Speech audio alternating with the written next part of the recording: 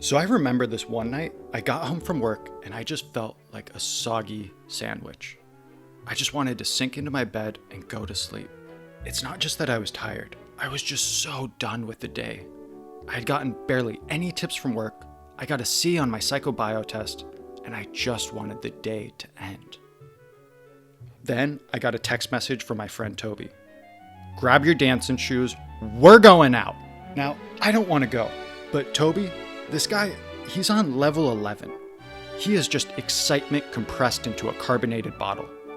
He shows up to my house, throws me some clothes, and says, get your out of bed. Tonight's gonna be a great night. And I hate to admit it, but Toby was right. We met a guy who professionally flew hot air balloons.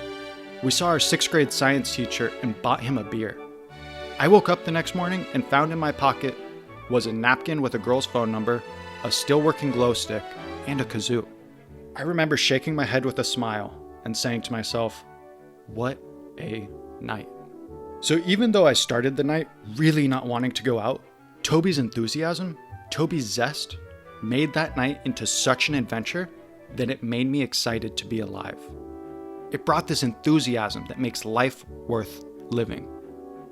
My name's Damian Barton, and today we're going to be talking about zest, and we'll talk about 2 ways you can feel more alive.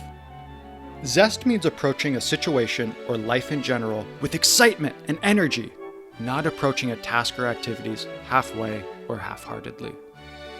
Your level of zest and excitement can spread to others. There's a psychological phenomenon out there called the emotional contagion theory. We'll go a lot more in depth in an upcoming episode about this, but the basic idea is that emotions can spread from person to person in a social setting. We unconsciously mimic other people's emotions and facial expressions, and in turn, that makes us more likely to feel that feeling. This developed as a way of evading predators.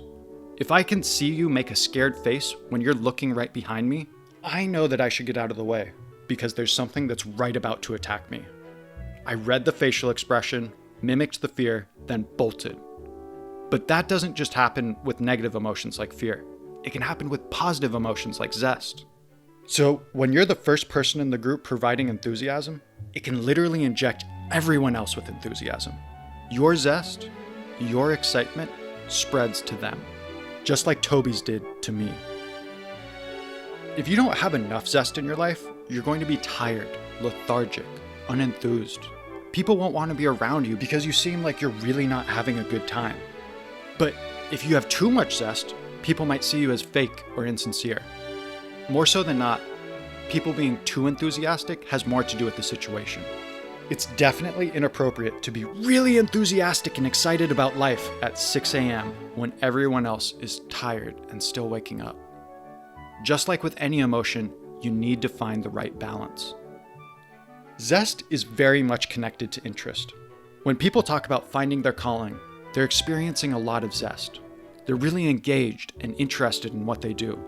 They're experiencing this excitement for life, this feeling that they are on the cusp of something great.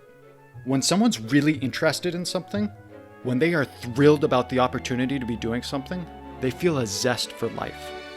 If our work feels like drudgery, if we're not interested in it, we will feel less and less excited about our lives.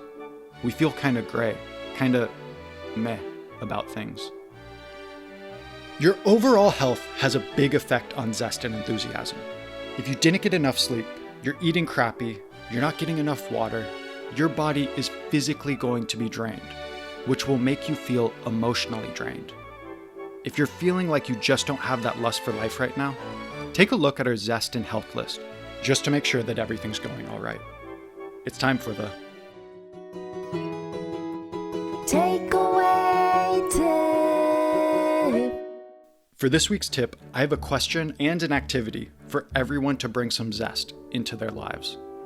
First, I want you to think about and write down what conditions bring out your zest and what conditions dampen your zest. So for example, I know that when I'm not working on anything, when I'm not writing, I'm not creating, I get very lethargic and unenthused. I just sit around and watch TV all day, just waiting for the time to go by.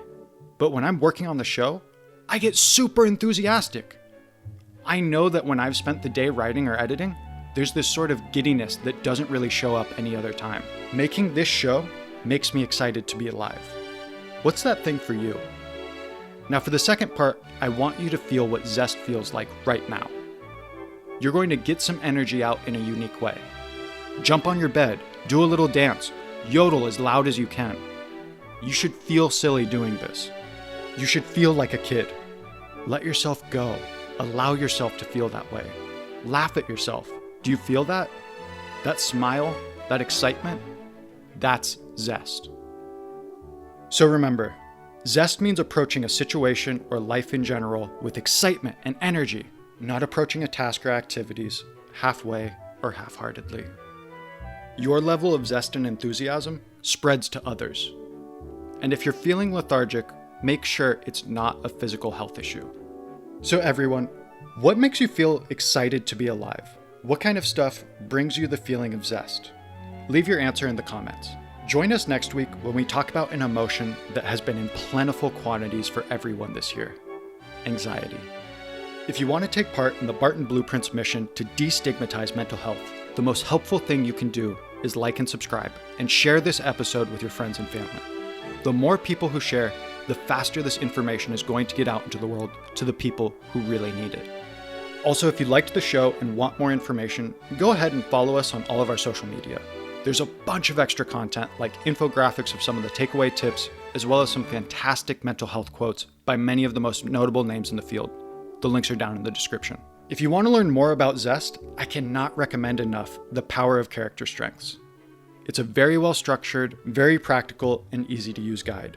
You can find the link in the description below. And as always, thank you for taking care of each other and taking care of yourself. I'll see you next week.